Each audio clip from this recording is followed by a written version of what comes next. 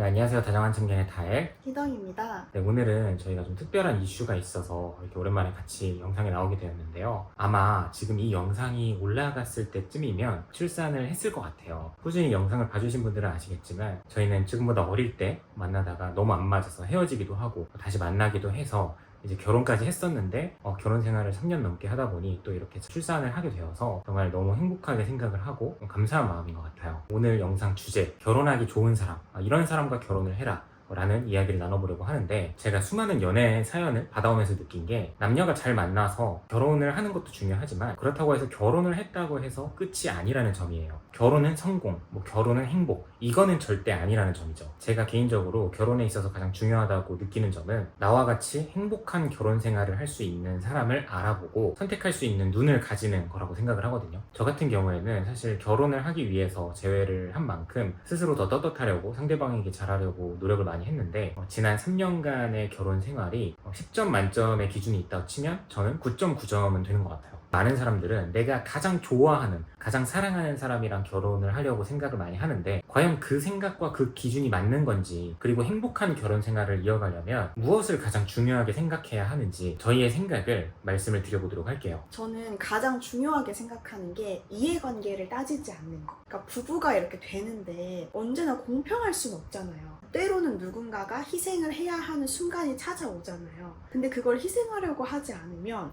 너무 힘든 것 같아요. 결혼 생활이라는 게 실제로 제 엄청 가까운 주변에 있는 일들은 아니지만 이런 경우들이 있더라고요. 그러니까 내가 돈을 벌어오니까 애는 너가 무조건 봐야지. 내가 집안일 중에 빨래를 했으니까 너가 무조건 설거지를 해야지. 우리 부모님 한 번 봤으니까 너네 부모님도 한 번 봐야지. 그러니까 너무 공평하게만 하려고 하는 그런 부부들이 존재하더라고요.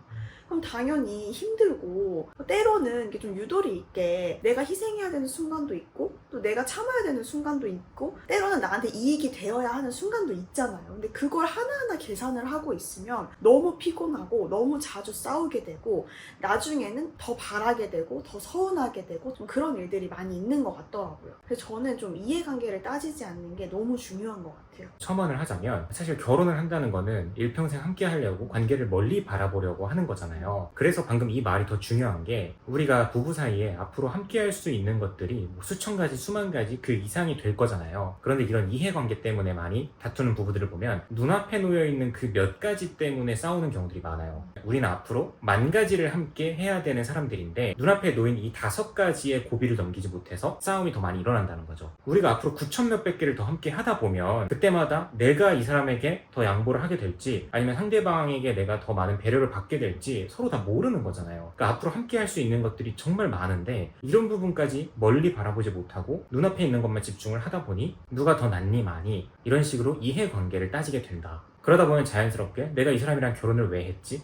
이렇게 생각이 들 수 있는 부분인 것 같아요. 이어서 제가 말씀드리고 싶은 부분은 바로 편한 사람을 만나라입니다. 이 편하다는 것도 사실은 여러 가지 의미가 있는데, 일단 첫 번째는 감정적으로 편한 사람, 이를테면 너무 예민하거나 다혈질 기질이 있거나 하나에 꽂혀서 자존심을 많이 부리는 사람이라거나, 그리고 두 번째가 표현을 편하게 잘하는 사람, 그리고 같이 있을 때 내가 표현을 잘 할 수 있는 사람. 표현이라고 하면 말투, 표정, 언성, 그리고 단어 선택, 뉘앙스 등등이 있겠죠. 그리고 마지막 세 번째가 서로의 자율성을 좀 인정해 줄 수 있는 그런 편안함을 가질 수 있는 사람. 그렇다고 해서 상대방이 술을 맨날 많이 마시고 나가서 돈을 펑펑 쓰고 돈을 모으지도 않고 이런 거를 있는 그대로 봐줄 수는 없어요. 이런 경우에는 애초에 그냥 서로 적당히 만나자라는 마인드로 만나든지, 아니면 나도 할 거 하면서 연애할 테니 너도 그냥 할 거 하면서 편하게 연애해라, 약간 이런 느낌으로 이어져야겠죠. 특히 결혼 배우자로 생각을 한다면, 객관적으로 생각했을 때 다른 사람이 생각해도 이건 아니다 싶은 일은 안 하는 사람을 만나는 게 맞는 거고, 다르게 한 가지 예를 들면 약간 이런 느낌이 있어요. 상대방이 나에게 집착을 합니다. 이거는 저는 그럴 수 있는 일이라고 생각해요.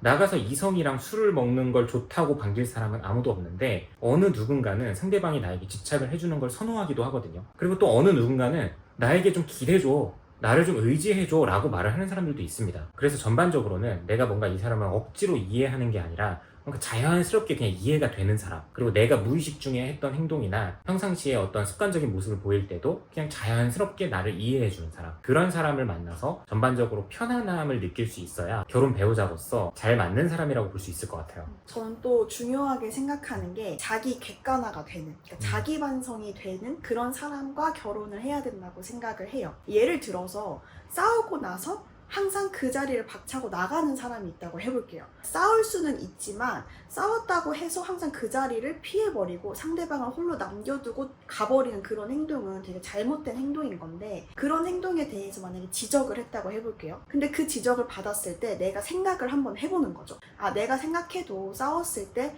이렇게 그 자리를 박차고 나가는 건 잘못된 행동이구나. 그럼 상대방에게는 상처가 될 수도 있겠구나 라고 인지를 하고 그거에 대해서 스스로 반성을 하는 사람이라면 다음에 싸웠을 때 최대한 그 자리를 지키려고 할 거거든요. 그러니까 사람이 누구나 실수를 하고 잘못을 할 수는 있는데, 혹여나 그렇게 그 자리를 박차고 나갔더라도 뒤에 가서 다시 시간이 흘렀을 때는 아까 나의 행동은 내가 생각해도 잘못됐던 것 같다 라고 말을 할 수 있는 사람, 그쵸. 그래야 최소한의 노력을 할 수 있는 사람이라고 느껴질 것 같아요.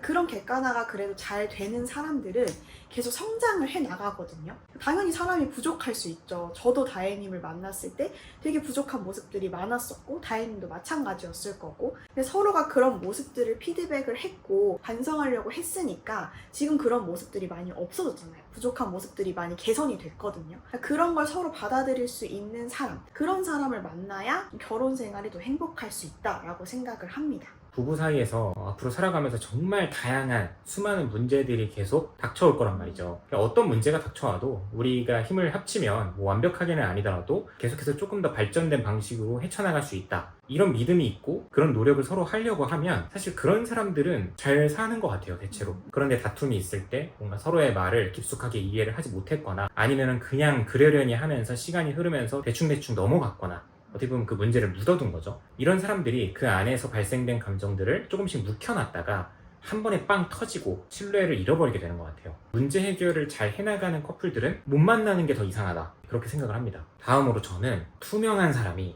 정말 가장 중요하다고 생각을 하는 편이에요. 결혼을 생각을 한다면 이 신뢰가 정말 가장 중요하잖아요. 뭐 신뢰에 있어서 항상 문제가 되는 건 뭔가 이성, 거짓말, 약간 이런 것들이 있는데, 당연히 이성 친구나 뭔가 이성 동료나 선후배들이 있기 마련이잖아요. 그래서 제 생각에는 이성을 알게 되었고 친해졌다는 것 자체가 문제라고 할 수는 없어요, 절대로. 그게 아니면 애초에 이성을 만나고 뭐 연애를 시작할 수도 없는 거니까. 다만 적어도 연애를 시작했으면 내가 실제로 이 이성 친구와 어떤 일이 일어나든 안 일어나든 내가 결백하고 자신이 있든 없든 상관없이 상대방이 나를 어떤 시선으로 바라보게 될지도 같이 생각을 해주면서, 쉽게 말하면 상대에게 신뢰를 주기 위해서 솔로일 때 하던 것들이나 솔로일 때 보이던 행동들은 상대방이 말을 하지 않아도 스스로 자제를 하거나 포기할 줄 알아야 된다는 거죠. 그런데 이런 부분에 대해서 투명하지 않고 애매한 모습을 보이는 사람들이 있어요. 보통 이렇게들 말하죠. 아, 그거는 원래 나의 인간관계인데 내가 너를 만나기 전부터 하던 행동들인데 너 때문에 끊어내는 건 좀 아니지 않아? 약간 이런 식으로 말을 하는 사람들, 그런 사람들의 심리를 파악을 해보면 보통 이성 친구와 뭐 카톡을 하거나 DM을 하거나 가끔 뭐 전화통화를 하거나 그 안에서 일어나는 그런 애매한 경계를 왔다 갔다 넘나드는 뭐 유머, 드립, 은근한 애정 표현이나 친근함, 뭐 챙겨주는 것들, 이 안에서 뭔가 절묘한 내 스스로 어느 정도 만족이 되는 도파민을 느끼기 때문에 끊어내지 못하는 겁니다. 내가 얘랑 사귈 일은 없어. 근데 은근하게 이모티콘 막 주고받고 서로 드립치고 하는 그게 나름대로의 재미가 있단 말이지. 그리고 실제로 환승을 하는 사람들 중에서도 이렇게 약간 꽁냥꽁냥 대다가 환승을 하는 경우들이 많기도 합니다. 그런데 이게 싫어. 나는 이 이성관계도 포기하고 싶지 않고 연애는 이어가고 싶어. 이런 사람들이 죽자고 핸드폰을 안 보여주고 딱 비밀번호 걸어놓고 내 여자친구가 잠깐 핸드폰으로 뭘 검색한다 그래도 안 보여줘요. 아니면 약간 이런 그림인 거죠. 검색한다고 이렇게 핸드폰을 가져가면 옆에서 이렇게 같이 지켜보고 있어. 그래서 이런 부분에 있어서 투명하게 느껴지고 그냥 의심할 건덕지를 아예 안 주는 사람을 만나야 결혼 생활도 편합니다. 저희 같은 경우도 연애할 때 그냥 각자 할 만큼 해봤을 거잖아요, 더 어릴 때. 그래서 이미 결혼 준비를 하는 그 시점부터는 희덕님이 저희 집에 놀러 오면 제 PC 카톡이 항상 켜져 있어요. 그리고 핸드폰 비밀번호도 희덕님의 생일이에요. 그러니까 서로가 그렇기 때문에 나중 가서는 이런 말들을 하죠. 야, 너 핸드폰 진짜 볼 거 없다. 뭐 이렇게까지 볼 게 없냐? 그리고 반대로 희덕님도 저한테 와, 연락하는 사람 이렇게까지 없어? 관심도 없어요, 그 다음부터는. 그래서 뭐 핸드폰은 개인 뭐 프라이버시다 뭐다 하는 사람들은 막 대놓고 뭐 바람을 피거나 정말 이성관계가 있는 게 아니더라도 앞서 말씀드린 것처럼 그 묘한 도파민을 포기하기 어렵기 때문에 그렇게 하는 거다. 근데 연애할 땐 그럴 수 있지만 정말 결혼을 바라본다면 그래서 이성 친구고 자시고 술 먹고 이럴 시간이 대체로 없기 때문에 연애할 때부터 이런 떡잎이 좀 다른 사람을 선택하는 게 정말 지혜로운 방법이라고 생각을 해요. 뭐 여자친구가 핸드폰 배터리가 없다고 해. 그러면 내 걸로 먼저 시켜. 내 걸로 좀 알아봐봐. 되게 자연스럽잖아요. 이런 식으로 그냥 자연스럽게 투명하게 느껴지는 사람. 네, 그런 사람을 선택하시기 바랍니다. 또 저는 중요하게 생각하는 것 중에 하나가 칭찬과 인정을 자주 해주는 것. 그런 사람과 결혼을 해야 한다고 생각을 하는데요. 그러니까 실제로 뭐 저도 다혜님이랑 결혼 생활을 하면서 다혜님이 약간 좀 꼼꼼하고 깔끔한 그런 스타일이거든요. 그럼 제가 지나가는 말로라도 계속 얘기를 하는 게 오빠 이거 되게 꼼꼼하게 잘한다. 막 이런 칭찬들을 제가 많이 해주잖아요. 그럼 기분이 되게 좋지 않나요? 좋죠. 네. 이 부분이 정말 중요하다고 생각을 하는 게 반대로 뒤집어서 생각을 해보면요. 결혼뿐만 아니라 연인 관계를 이어가면서 불행해지는 사람들을 보면 연인한테 만족을 못하게 되는 사람들을 보면요. 99%가 내가 이 사람에게 마지막으로 칭찬받은 게 언제지? 기억도 못해요. 서로가 서로를 인정해준 게 언제지? 기억을 못합니다. 그러면서 나오는 말이 약간 이런 것들이죠. 작년에 2년 전에 내가 너한테 이거 해줬던 거 왜 그거는 기억 못해? 이런 말들을 해요. 근데 당연히 기억이 안 나죠. 출산을 저희가 하지만 아이를 2명, 3명 낳는 분들도 그런 말들을 다 하거든요. 내가 첫째를 낳을 때 얼마나 아팠는지 잘 기억이 안 나. 상황은 기억이 나는데 그때 감정이나 느낌은 기억이 안 난단 말이죠. 그렇기 때문에 큰 게 아니라 굉장히 작은 거를 지속적으로 칭찬을 해줄 수 있어야 돼요. 그리고 반대로 나도 그 칭찬과 인정을 받으려고 노력을 또 많이 해야 됩니다. 저희 같은 경우는 하루에도 10개 서로 칭찬과 인정을 계속 주고받는 편이거든요. 그게 진심이 아니어도 돼요. 장난으로라도 너 이거 좀 잘했네? 쩌는데? 그러니까 이런 이야기를 많이 나누기 때문에 다른 사람의 칭찬과 인정이 필요가 없습니다.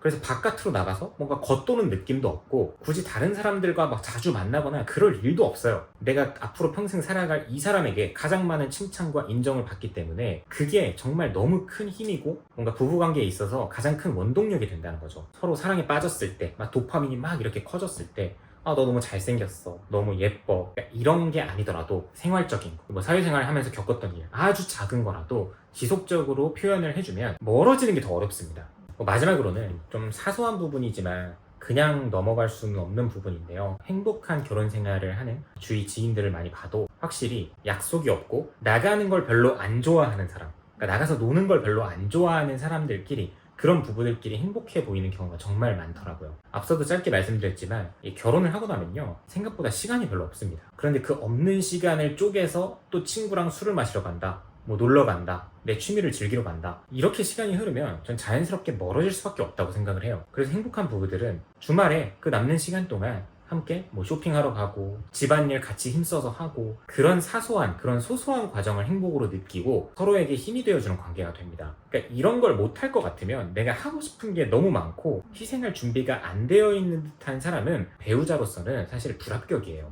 사람 사는 게 다 똑같거든요. 좀 지내다 보면 집이 더러워지고 맨날 삼시세끼 뭐 먹어야 될지 걱정하고 이게 보통 삶이잖아요. 그렇기 때문에 부부끼리 시간을 함께 많이 보내려고 하는, 나이가 들수록 점점 나가지 않으려고 하는 사람, 이런 사람이 정말 결혼 배우자로서 저는 적합하다고 생각합니다. 네, 오늘도 영상 봐주셔서 감사하고요. 지금까지 다정한 청년의 다혜 희동이었습니다. 안녕.